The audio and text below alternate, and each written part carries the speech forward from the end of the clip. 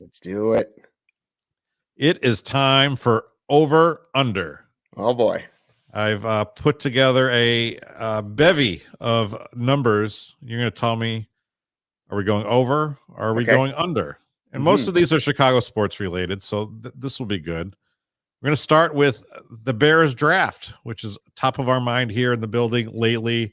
Our guy, Nicholas Moriano, is down at the Senior Bowl, checking out some of the top picks, producing a lot of great content. Make sure you check out the CHGO Bears. I'm learning a lot of names that I didn't know already, and I'm starting to kind of formulate who I want and who looks good. But my first over-under number for you is 9.5. And that is how many draft picks will the Bears end up with in the 2023 draft? Now, for frame of reference, Luke, right now they currently own 8 draft picks, but we know that they're in a good position to trade down out of that number 1 spot.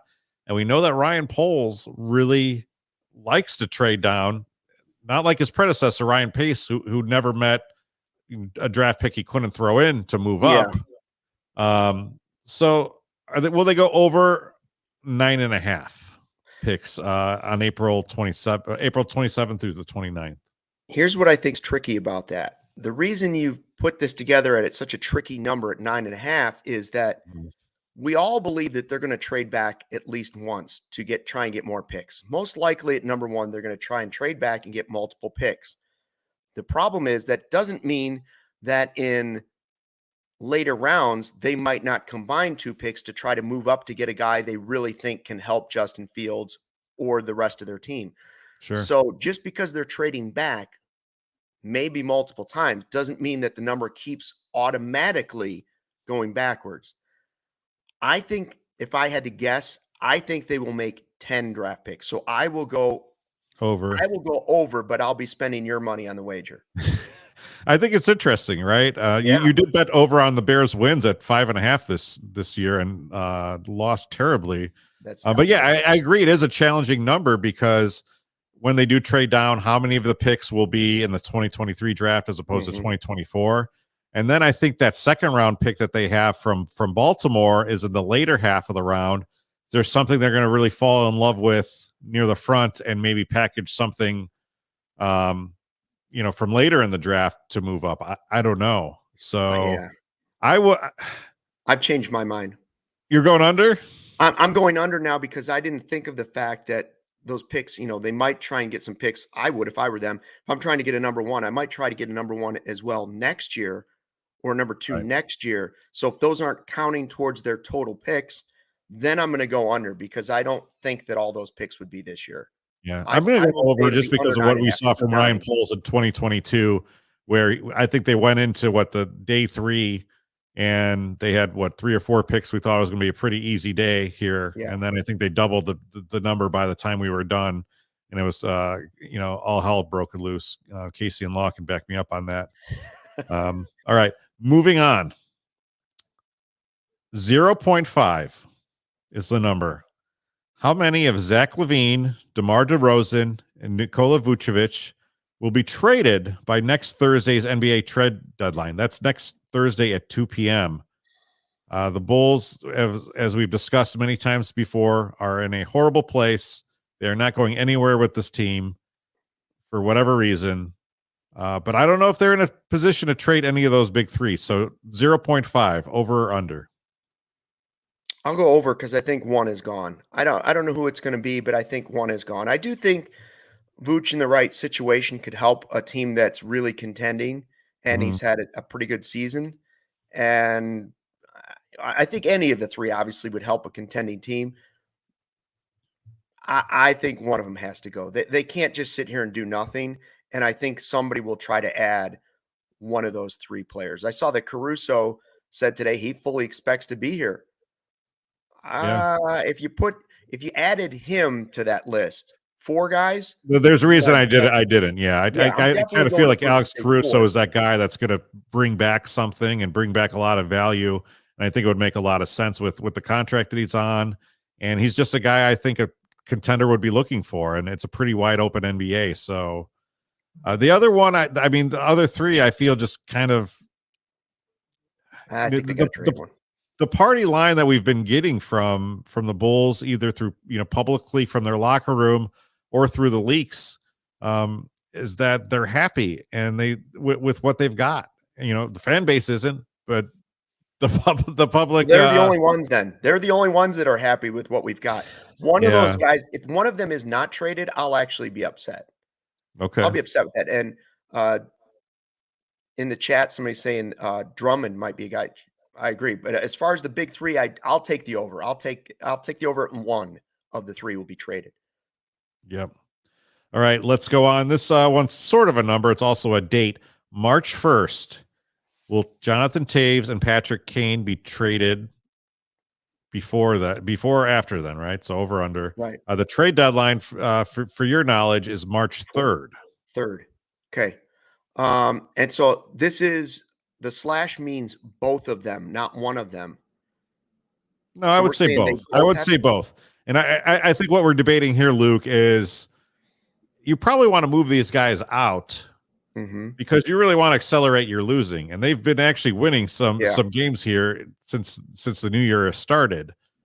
So if they can come back from this all-star break and find a place where Jonathan Taves and Patrick KANE will be happy and will lift their no trade clause for, I think, it behooves them to do it sooner rather than later. But it might take a while too. So I don't know. How do you feel about it? So the date is what we're saying, over or under? Yeah, under would be February 28th and earlier. I'll go over.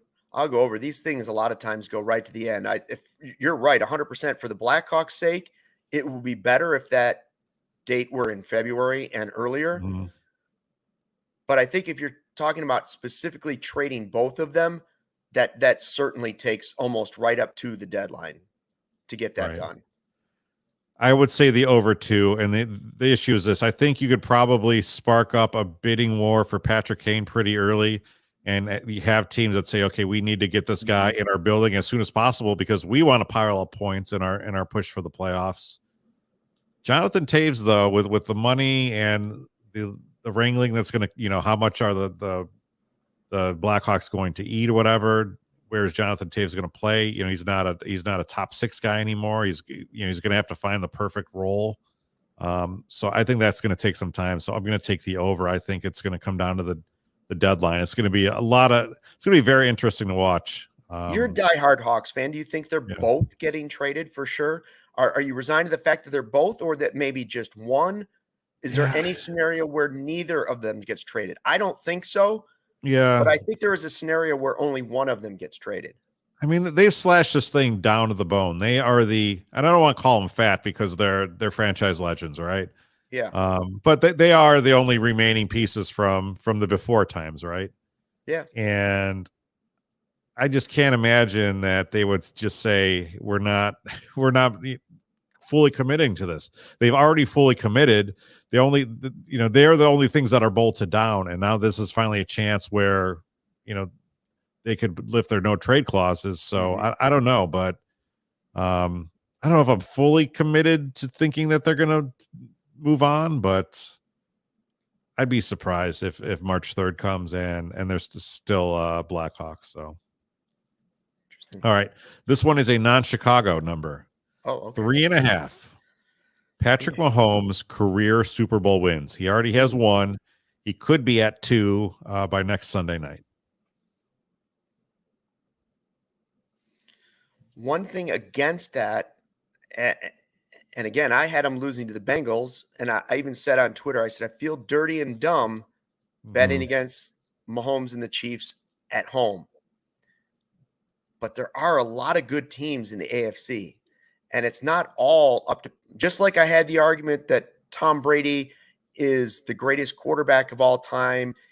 Some might argue he's the greatest football player of all time because of the position he plays and how great he was. There's a lot else that has to go into winning a Super Bowl. And while that's the thing that gives you the greatest chance as a franchise, is having the best quarterback, Joe Burrow's still pretty darn good. Yeah. And Josh Allen's still pretty good. And the Eagles are set up to be really good for a really long time because they went about it in a way where so far their quarterback's not costing them what Patrick Mahomes is costing them. So I'll go under. I think he's going to be back, but I think he wins 3 Super Bowls in his career.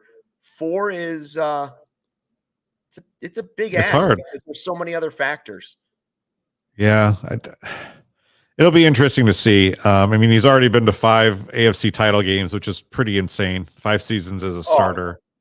It's crazy.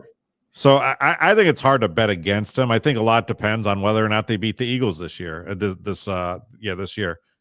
But I do like the fact that the Chiefs did hand him a contract worth $500 million, and it still looks like they've got a pretty good, a pretty good team around him. So I think as long as they stay disciplined to their approach to team building, he's such a, unbelievable weapon. I think you have to stay over.